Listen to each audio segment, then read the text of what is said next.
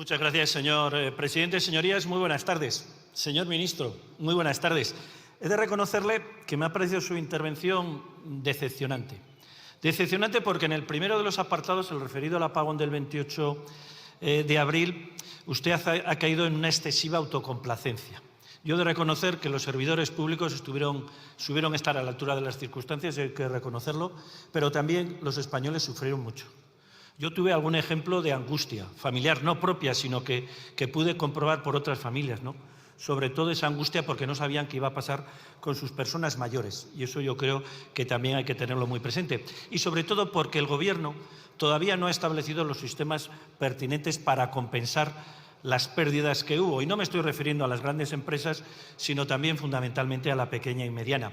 Y en el segundo de los casos, porque usted ha recurrido a lo más fácil, el y tú más. Y creo sinceramente que eso no es apropiado a la hora de justificar los comportamientos que podamos tener cada uno. Y mire, y se lo digo desde una formación política en la que nosotros no hemos venido, y lo he dicho varias veces, no hemos venido a esta Cámara a dar ejemplo de ética y de comportamiento a nadie, pero tampoco, en ningún caso, a recibirlo. Me ha llamado la atención cómo este Gobierno, y fíjese, antes compareció el presidente, luego la ministra de Transición Ecológica y ahora usted, no han hecho nunca una mención a las personas que fallecieron consecuencia de este apagón. Yo creo que desde el punto de vista de la administración pública y sobre todo desde el punto de vista humano tenemos que tener un recuerdo para ellas y para sus familias, porque fallecieron en unas circunstancias muy tristes y por eso, una vez más, en nombre de la formación política en la que represento esta Cámara, Unión del Pueblo Navarro, nuestro recuerdo y nuestro afecto a todas y cada una de ellas.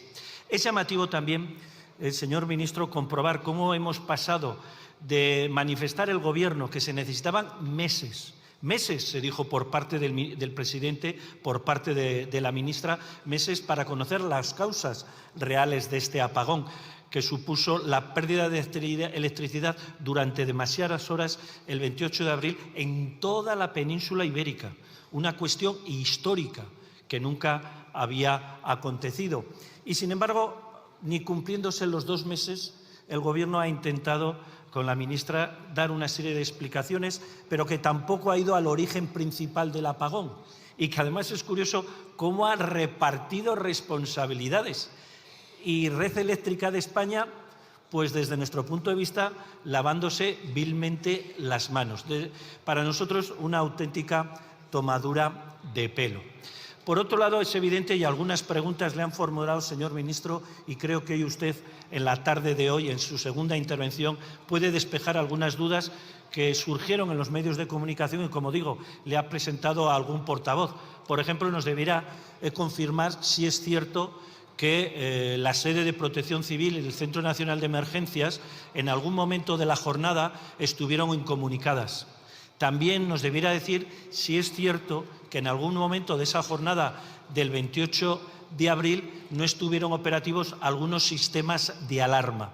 Nos debiera confirmar si es cierto o no que en algún momento de esa jornada hubo comunidades autónomas que no pudieron comunicarse con estos centros. Creo, sinceramente, que hoy tiene usted una magnífica oportunidad para despejar esas dudas y decir si esto es cierto o no y cuáles fueron los motivos y cuáles son las medidas que se adoptaron y quiénes asumieron las responsabilidades pertinentes.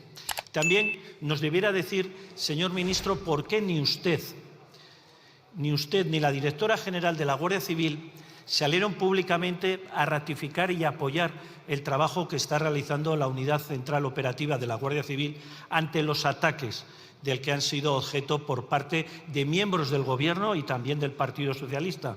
Les recuerdo que hubo 3 ministros, nada más ni nada menos que 3 ministros, que difundieron un bulo, un auténtico bulo, una información que se demostró falsa sobre las intenciones de un exoficial de la UCO que planteaba colocar nada más ni nada menos que una bomba lapa al presidente del Gobierno.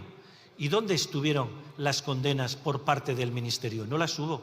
¿Por qué no hubo un apoyo explícito a las personas, a los miembros de la UCO que están realizando una labor encomiable a la hora de perseguir la delincuencia y también las organizaciones criminales?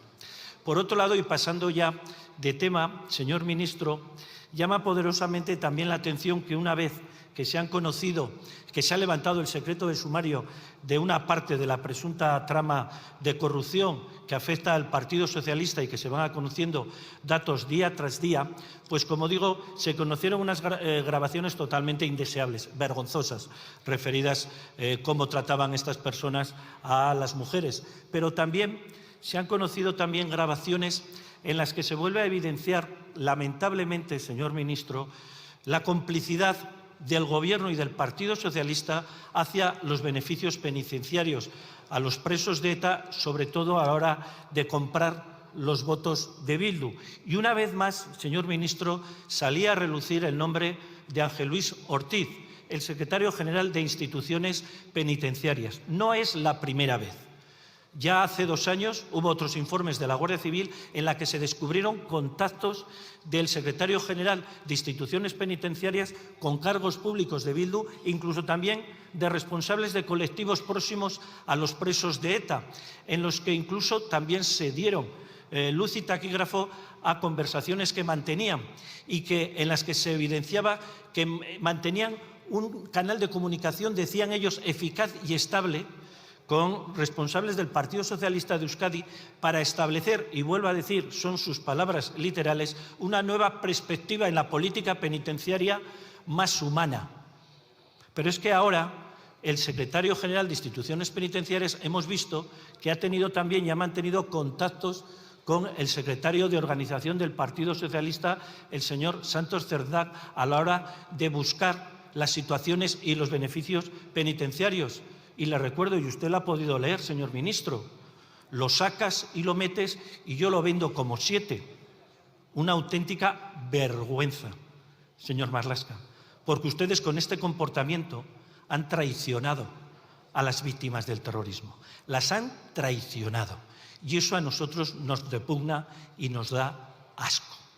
Por otro lado, es evidente también, señor ministro, que ustedes, con este tipo de comportamientos, lo que se está demostrando es la veracidad de esas informaciones y de esas palabras que utilizó el terrorista Arnaldo Otegi a la hora de decir presos por presupuestos. Incluso también a la hora de entender y comprender la sumisión y la obediencia que está demostrando Bildu hacia este Gobierno. Y, cómo no, también la entrega del Ayuntamiento de Pamplona. Otra ignominia más, señor ministro, otra ignominia más, que se junta a esa que están padeciendo las víctimas del terrorismo durante estas semanas, al comprobar cómo el Gobierno de Navarra, señor ministro, el Gobierno de Navarra está reconociendo como víctimas de tortura del Estado, o sea, del Gobierno, del Ministerio y también de la extrema derecha, sin ningún tipo de sentencia judicial, y que lo está haciendo incluso a personas que han sido condenadas por pertenencia a la banda terrorista